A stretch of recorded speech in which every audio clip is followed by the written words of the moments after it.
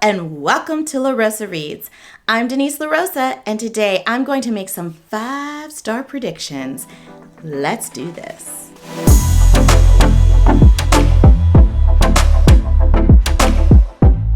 So I have over here to my left, your right, some books that I predict to be 5 stars for your girl. Now, why do you think I think these will be 5-star predictions? Or maybe you're not thinking anything. However, I'm going to tell you anyway. Some of these books are written by authors whom I already have fallen in love with from their previous works that I've uncovered through the pages. And there's also books that, even if I haven't read from that author before, they are about topics that I think I connect with, that I resonate with, and also give me all the feels. I typically enjoy character-driven books. I love getting into the minds and hearts of characters. I love that. So I think that's also evident in the selections that I have for my 5-star predictions. My first 2 5-star predictions are classics by Black authors. I cannot get over the fact that my 12 classics from 12 Black authors video is so well received here. I'm so humbled by it, and I can see why. What an important genre, what important voices we have when we're talking about classics by Black authors. So this one by Langston Hughes, I predict to be a 5-star for me, and it's titled Not Without Laughter. I think this is going to be a 5-star read for me because there is a person, an influencer on Bookstagram, Chuck's Classic Literature, I believe. I'll put his handle in the description box just so that you can follow him. He says this is his all-time favorite book. I love following his Bookstagram account. He is so well read, and I value, respect, and appreciate his opinions on books. So if this is his favorite, I know it's going to be up there with me as well. So this was first published in 1930, and it established Langston Hughes as not only a brilliant poet and leading light of the Harlem Renaissance, but also a gifted novelist. It's a telling story of Sandy Rogers, a young African-American boy in small-town Kansas, and of his family, his mother, Angie, a housekeeper for a wealthy white family, his irresponsible father, Jim Boy, who plays the guitar and travels the country in search of employment, his strong-willed grandmother, Hagar, who clings to her family, his Aunt Tempe, who marries a rich man, and his Aunt Harriet, who struggles to make it as a blues singer. Oh my goodness, this is indeed right up my alley. And then we have the one and only Ann Petrie. This is my year of Ann Petrie, where I'm reading all of her books because I read The Street last year, and there is no turning back for your girl. Ann Petrie is one of my all-time favorite authors, and I think we need to know her name, say her name, and read her books. So, Miss Muriel and Other Stories is a book that I predict to be a 5-star for me because The Street was 5-star read. Country Place was a 5-star read, and those are the 2 books that I've read by Ann Petrie so far. Every single book of hers that I've read thus far has received 5 stars from me. I don't think this one will be any different. We have a small-town pharmacist making a decision to take the day off, and it leads his wife to an agonizing encounter with the police. A retired Black college professor teaching at a predominantly white school is kidnapped and forced to witness an unthinkable horror. You know, Ann Petrie comes through with the horror. A young Black girl watches her aunt's suitors threaten her family's well-being with repercussions that reverberate for decades. Lord, Ann Petrie is at it again. She wrote these and the other stories in this collection more than half a century ago. The problems they interrogate still exist today. Whew, child. I ain't ready, but I am so ready at the same time. Okay, there are some books that I just refuse to read, even if I desperately want to read them, simply for the fact that they are everywhere and everybody's talking about them. And I just feel like it's a fad. I want things to calm down and quiet down about these books before I dive in. I want to make sure that I'm not also reading them and enjoying them simply because everybody else is. I read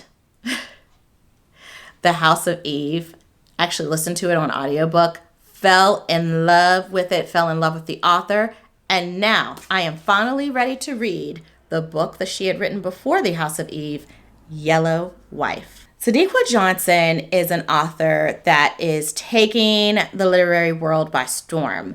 The way she writes historical fiction is so sweeping, it's so immersive, it's such a good time. There's a little bit of soap opera vibes, but yet very eloquently written to be taken seriously as well. So it's not just about the drama, and I am here for it. Yellow Wife, I hear, is an emotional read, but my dear, wonderful friend Sharon gave me her book, and I just love Sharon, and the fact that she handed this book to me and said, you got to read it, means I will do just that. Born on a plantation in Charles City, Virginia, Phoebe Dolores Brown has lived a sheltered life.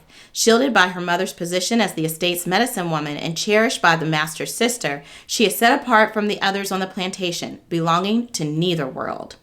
She'd been promised freedom on her 18th birthday, but instead of the idyllic life she imagined with her true love, Essex Henry, Phoebe is forced to leave the only home she has ever known.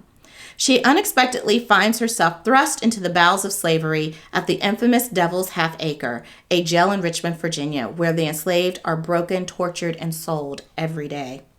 Getting emotional just reading it. There, Phoebe is exposed not just to her jailer's cruelty, but also to his contradictions. To survive, Phoebe will have to outwit him, even if it means making the ultimate sacrifice. I see 5 stars in the future for this book. The next 2 books are about books. And of course, that would be up my alley because I'm a bookworm.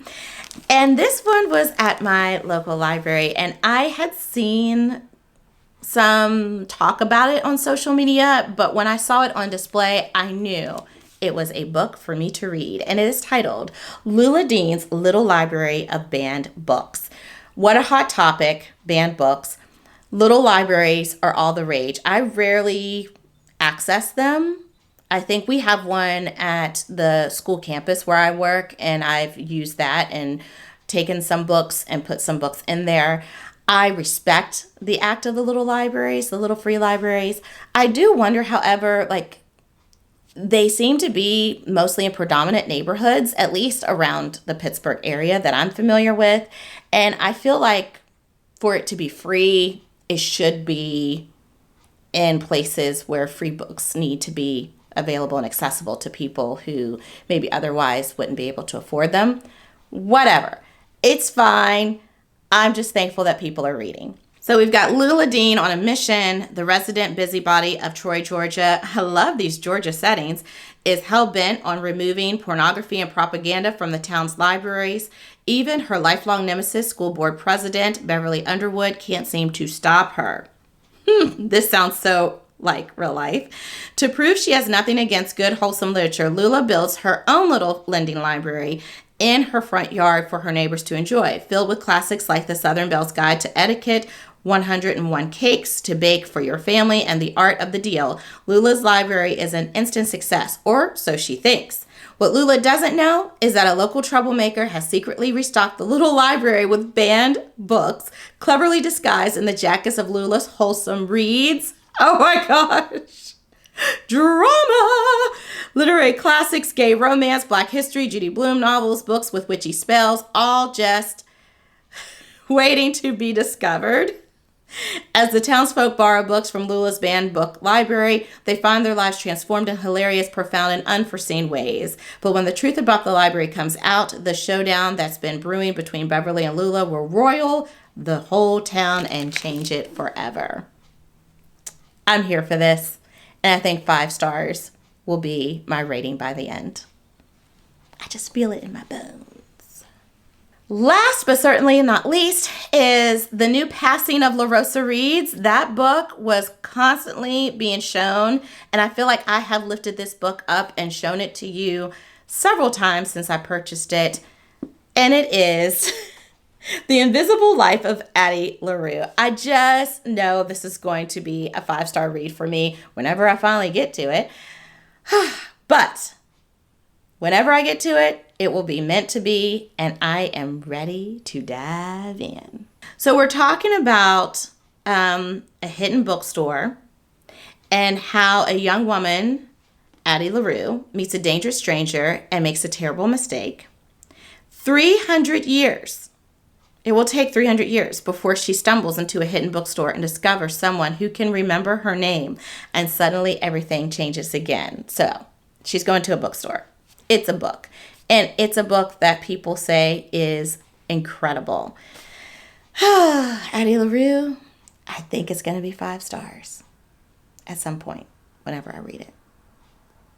Yay! Have you read any of these books? Please let me know. And I'm wondering if you think they are indeed 5-star reads, at least in your opinion. I am curious. Hop in the comment section and chat it up with me. And until next time, happy reading. Bye!